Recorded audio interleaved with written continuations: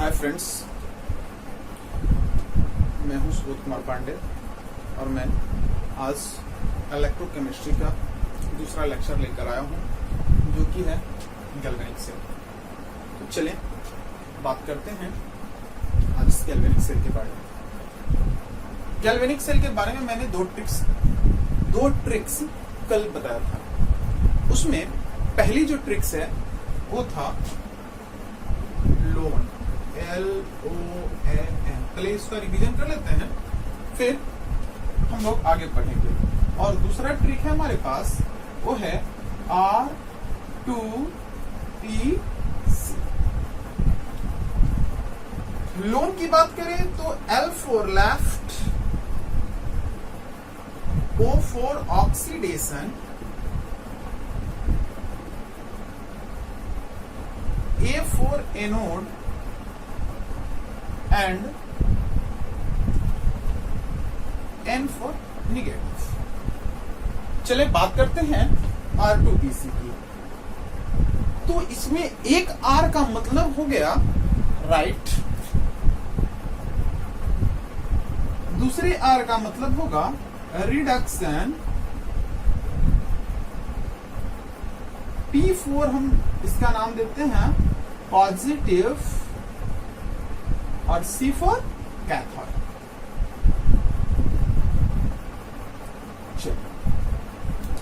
मतलब कि जो लेफ्ट साइड में होगा उस पर ऑलवेज ऑक्सीडेशन होगा। ऑक्सीडेशन का मतलब कल हमने बताया था आपको कि हमेशा इस पे इलेक्ट्रॉन लूज करेगा। एनोड और निगेटिव समझ रहे हैं आप। चले रिडक्शन का मतलब इधर समझते हैं। रिडक्शन का जस्ट ऑक्सीडेशन का जस्ट उल्टा रिडक्शन होता है। इसका मतलब कि इसमें इलेक्ट्रॉन का गेन हो रहा है। ये तो थी कल की बातें। कल एक चीज और मैंने आपको बताया था, प्रीवियस वीडियो में मैंने आपको एक चीज और बताया था। उसमें एक चीज बताया गया था कि there are 3 components of galvanic cell. मतलब कि गैल्वेनिक सेल का 3 कंपोनेंट होता है बाबू। पहला जो होता है वो है oxidation half cell.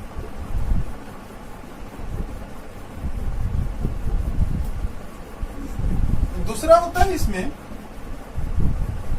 Reduction half cell.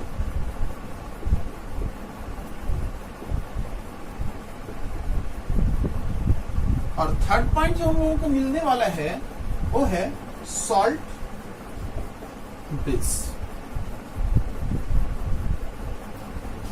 अब चले बात करते हैं, एक एक को पढ़ते हैं। तो now we explain about the oxidation half cell.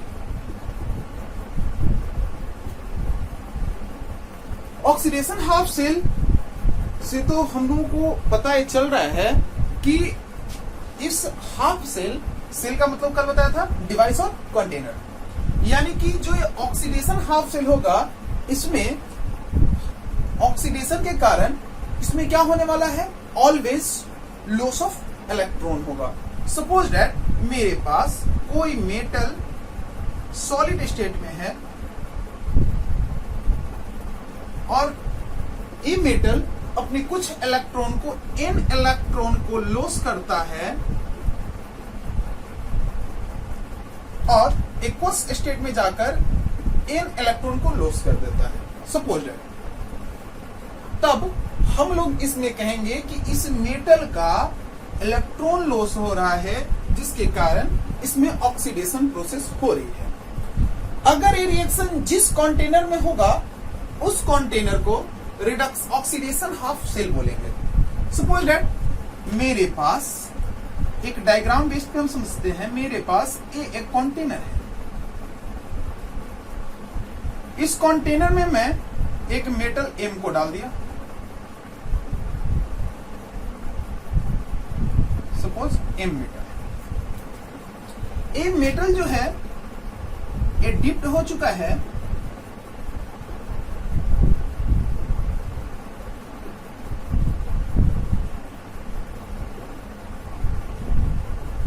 Mn plus aqua solution.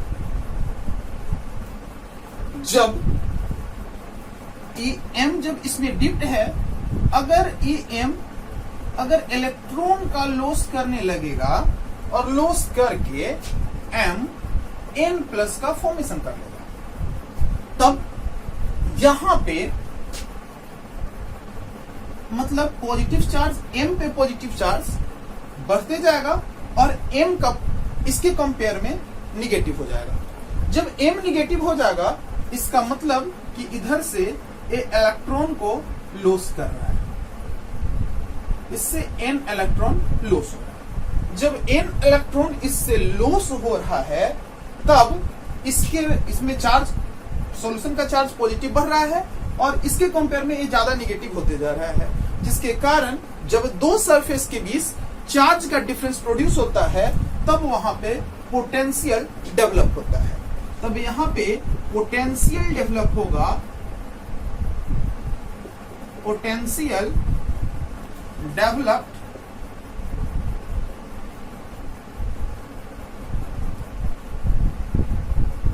potential is developed due to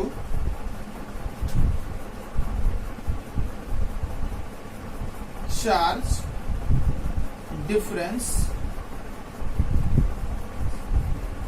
between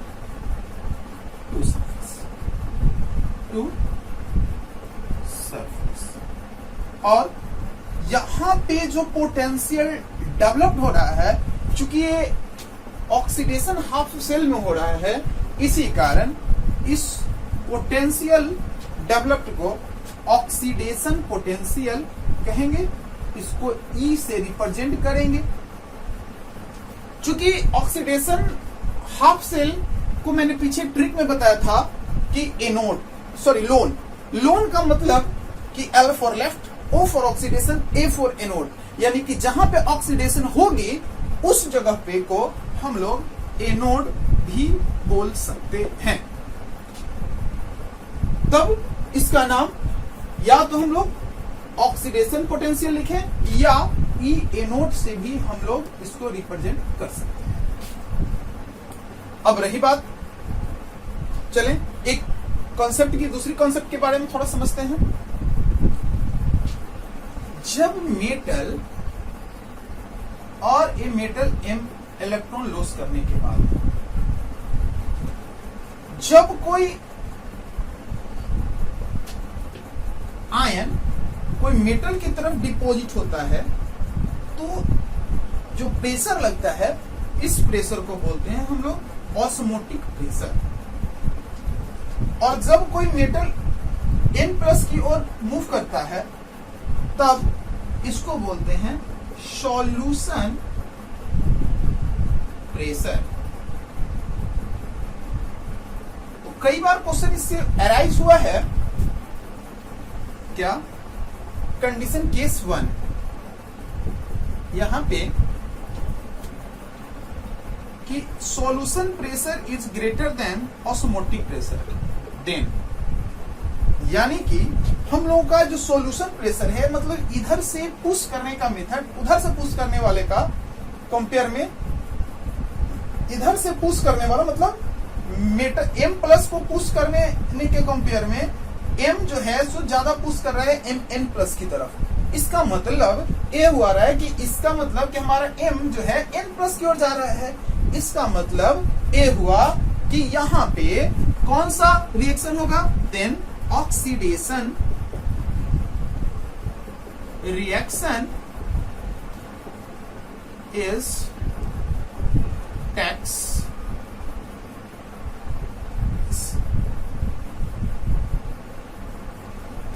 तो ये था पूरा हम लोगों का ऑक्सीडेशन हाफ सेल का कॉन्सेप्ट। अब आगे बढ़ते हैं और बात करते हैं रिडक्शन हाफ सेल की।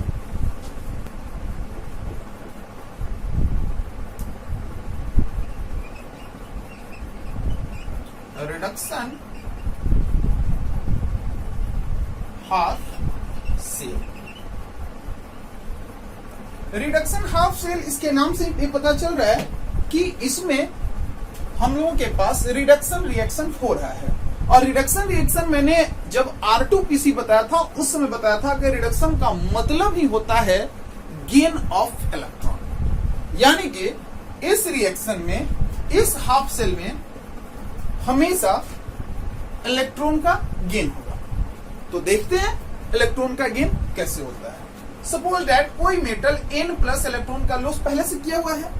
जब ये n इलेक्ट्रॉन को गेन करता है तो पहले एक्वस फेज में था, अब ये सॉलिड फेज में हो जाएगा। जब ये सॉलिड फेज में होगा तब यहां पे चूंकि इलेक्ट्रॉन का गेन हो रहा है, तब इस रिएक्शन को मैं बोलेंगे कि इसमें हम लोगों का रिडक्शन रिएक्शन हो रहा है। अब रिडक्शन रिएक्शन की बात देखते हैं एक डायग्राम से। सपोज दैट ये हम लोगों के पास एक कंटेनर है। इस कंटेनर में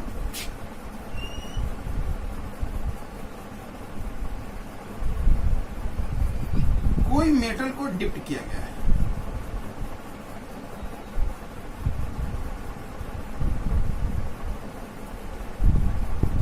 अगर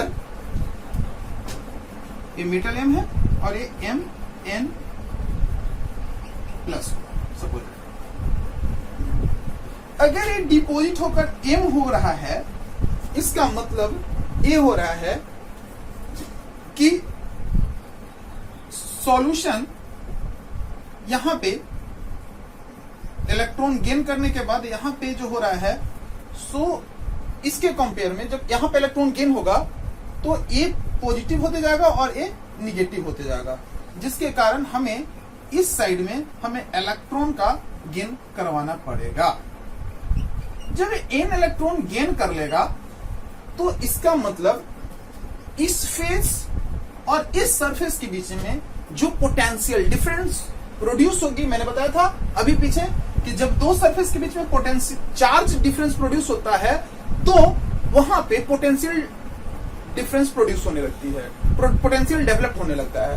तो पोटेंशियल, इसका पोटेंशियल भी डेवलप होगा और इसके पोटेंशियल डेवलप को potential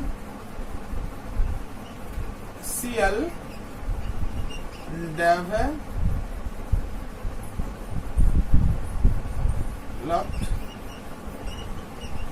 due to potential developed due to charge difference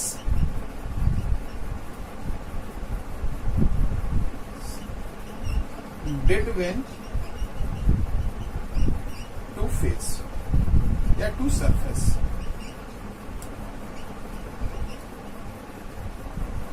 तब जो पोटेंशियल डेवलप्ड होगा, इस पोटेंशियल डेवलप्ड को हम लोग रिडक्शन पोटेंशियल RP और दूसरा नाम हम लोग डाल सकते हैं E। और चूंकि यहां पे मैंने बताया था कि जहां पे इलेक्ट्रॉन गेन होगा उसको हम लोग कैथोड बोलेंगे। जब कैथोड बोलेंगे तो इसको रिप्रेजेंट किया जाएगा ई कैथोड से, यानी कि जो ऑक्सीडेशन वाले पे जो पोटेंशियल डेवलप हुआ उसको ई एनोड से रिप्रेजेंट किया गया, और जितना जो भी क्या होता है कि रिडक्शन वाले पे प्रोड्यूस हुआ उसको ई कैथोड नाम दे देते हैं। अब चले आगे की बात को करते हैं। अब इसमें क्या होगा, मेटल जो है और ये M मेटल N+ है, इसमें जब मेटल M की तरफ आता है तो मैंने पीछे बताया था ये है ऑस्मोटिक प्रेशर, और जब ये इधर की तरफ आता है तो ये है सॉल्यूशन प्रेशर।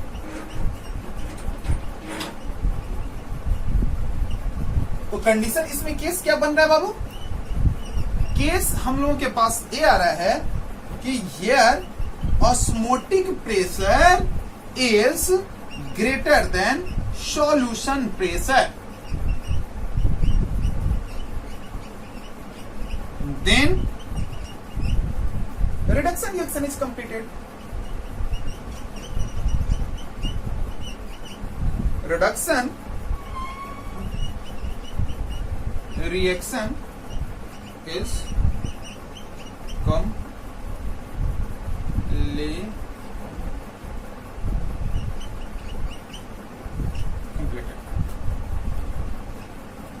तो चलें, दूसरा होता है रिडक्शन हाफ सेल और तीसरा जो होता है सॉल्ट ब्रिज होता है। तो तीनों को डायग्राम बेस्ड करते हैं। सपोज दैट ये है हम लोगों के पास एक बीकर, एक कंटेनर और इधर भी मेरे पास एक कंटेनर है।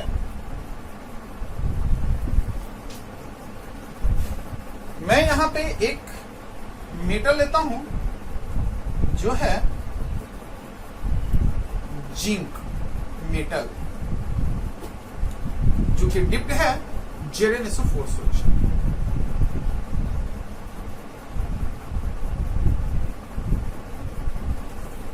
अब यहां पे जिंक है और ये सॉल्यूशन है ZnSO4, दैट इज,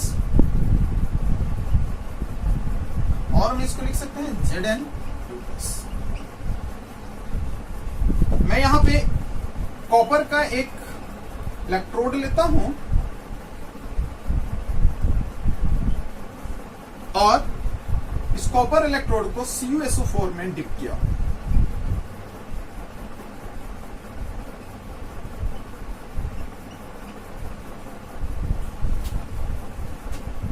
अब हम लोगों के पास इलेक्ट्रोकेमिकल सीरीज में देख रहे हैं, देखते हैं जब इलेक्ट्रोकेमिकल सीरीज की बात करें, रिएक्टिविटी की बात करें, तो कॉपर जो होता है वो हाइड्रोजन से नीचे होता है और जिंक हाइड्रोजन के ऊपर होता है।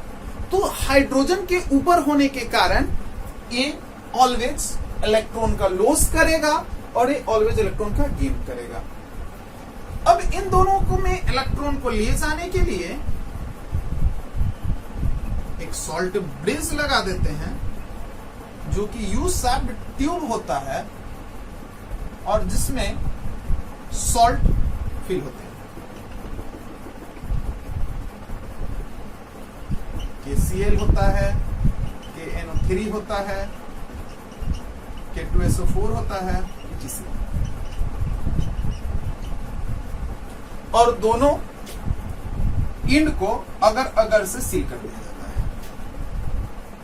इसका मेन काम यही होता है कि ये सर्किट को कंप्लीट करता है, मतलब दोनों हाफ सेल के बीच इलेक्ट्रिकल कांटेक्ट को एस्टैब्लिश करता है। अब जब इन दोनों के बीच से हम एक वोल्टमीटर को जोड़ देते हैं, गैल्वेनोमीटर को जोड़ देते हैं, तो यहां पे रीडिंग देने लगता है, पोटेंशियल डिफरेंस को प्रोड्यूस करेगा। ये जो बताएगा वो पोटेंशियल डिफरेंस बताता है, पोटेंशियल डिफरेंस। ये पोटेंशियल डिफरेंस प्रोड्यूस करेगा। अब चलें देखते हैं क्या होता है। मैंने भी प्रीवियस कंसेप्ट में बताया था कि जब मेटल है, जो जिंक है, वो जब जिंक ZnSO4 में Zn2+ में जब कांटेक्ट होगा तो ये धीरे धीरे इसमें बनते जाएगा, तो यहाँ पे पॉजिटिव चार्ज बढ़ जाएंगे और यहाँ पे इसके कंपेयर में निगेटिव हो जाएगा, जिसके कारण यहाँ से इलेक्ट्रॉन जो होगा सो बाहर की तरफ निकलने लगेगा और ये इलेक्ट्रॉन जस्ट इस CuSO4 मतलब Cu2+ में आएगा और इस दोनों इलेक्ट्रॉन को, यहां से दो इलेक्ट्रॉन निकल के इधर की तरफ चला है और इसको जब Cu, इस पे क्या हुआ, Zn जो है और Zn2+ में कन्वर्ट किया। ये सॉलिड था और ये हुआ एक्वस, प्लस दो इलेक्ट्रॉन लॉस कर दिया। अब इस साइड में जो हो रहा है हमारे पास, इसको देखते हैं। यहां पे कॉपर 2+ था, जो यही दो इलेक्ट्रॉन को एक गेन कर लेगा और गेन करके कॉपर सॉल्ट बन जाएगा। चलें थोड़ा सा एक बात को देखते हैं। अगर इसके पोटेंशियल को और भी रिप्रेजेंट करते तो इसके पोटेंशियल को क्या रिप्रेजेंट करेंगे, E Zn से क्या हो रहा है हमारे पास, Zn2+। E Zn से Zn2+। चूंकि दो फेज है, दो अलग अलग फेज के बीच होता है, इसी कारण इसको एक हाइपर दे देते हैं। और इसके बीच में भी ए हुआ E, चूंकि यहां पे Cu2+ था से Cu बना है, चूंकि इसमें भी दो फेज है तो इसमें भी दे देंगे हाइपर। अब ये था हम लोगों का पूरा डायग्राम जो है गैल्वेनिक सेल का। तो गैल्वेनिक सेल में का एक्सप्लेन कैसे करेंगे, डायग्राम को एक्सप्लेन करेंगे क्या कि there are two beakers are present in the galvanic cell. In the left beaker according to the लोन में क्या बोलता है कि लेफ्ट साइड में ऑलवेज एनोड होगा। तो in the left beaker zinc electrode are dipped in the ZnSO4 solution and in the right beaker copper electrode is dipped in the CuSO4 solution. Left beaker act as the anode and right beaker act as the cathode. When both solutions are connected with the salt bridge, then reaction will start and the flash. अब यहां पे reaction एक complete हो गया। चले तो पता क्या चला कि हम लोगों के पास इलेक्ट्रॉन का डायरेक्शन फ्लो किधर हुआ, इलेक्ट्रॉन का फ्लो चूंकि इधर लॉस हो रहा है उधर गेन हो रहा है, तो एनोड टू कैथोड हुआ। और करंट का फ्लो किधर हुआ, इलेक्ट्रॉन इधर और करंट किधर से किधर जाएगा, जस्ट इसके अपोजिट में जाता है। तो इसका फ्लो, करंट का फ्लो कैथोड से एनोड की तरफ हुआ। अब रही बात, ये तो था इसकी पूरी कंसेप्ट, क्या था कैसे था। अब इस रिएक्शन को रिप्रेजेंट करने के लिए सेल रिएक्शन आता है, तो मैं सेल रिएक्शन को भी तुरंत एक्सप्लेन करूंगा। और चले इसके थोड़ा सा और अब आगे की बात करते हैं। आखिर इससे इलेक्ट्रिसिटी कैसे जनरेट होती है, ये तो था पूरा कंसेप्ट। अब इलेक्ट्रिसिटी जनरेट करने की बात, तो इलेक्ट्रिसिटी जनरेट करने के लिए क्या होता है बाबू, इसमें इलेक्ट्रिसिटी जनरेट करने के लिए कि चूंकि इस गैल्वेनिक सेल में रिडॉक्स रिएक्शन कंप्लीट हो रहा है। रिडॉक्स रिएक्शन क्यों कंप्लीट हो रहा है कि इसमें ऑक्सीडेशन और रिडक्शन दोनों सिमल्टेनियसली कंप्लीट कर रहे हैं। जब दोनों सिमल्टेनियसली कंप्लीट करेंगे तब क्या हो रहा है कि इसमें रिडॉक्स रिएक्शन हो रहा है। रिडॉक्स रिएक्शन के कारण इसके फ्री एनर्जी में कमी आने लगेगी। यही फ्री एनर्जी में जब कमी होगा तो एक केमिकल एनर्जी जो होगा वो इलेक्ट्रिकल एनर्जी में चेंज कर जाएगा। मतलब due to redox reaction delta G decreases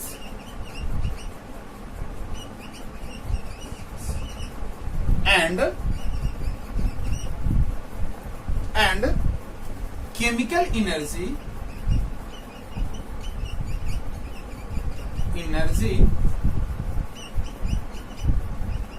change into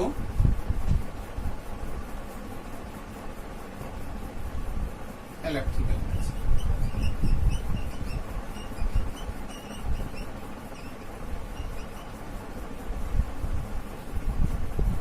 तो ये था हम लोगों का गैल्वेनिक से। अब अगले टॉपिक में पढ़ेंगे सॉल्ट ब्रिज के बारे में, और सॉल्ट ब्रिज के बाद हम लोग इसका मैकेनिज्म पढ़ेंगे, सॉल्ट ब्रिज का इंपॉर्टेंस पढ़ेंगे। Thank you.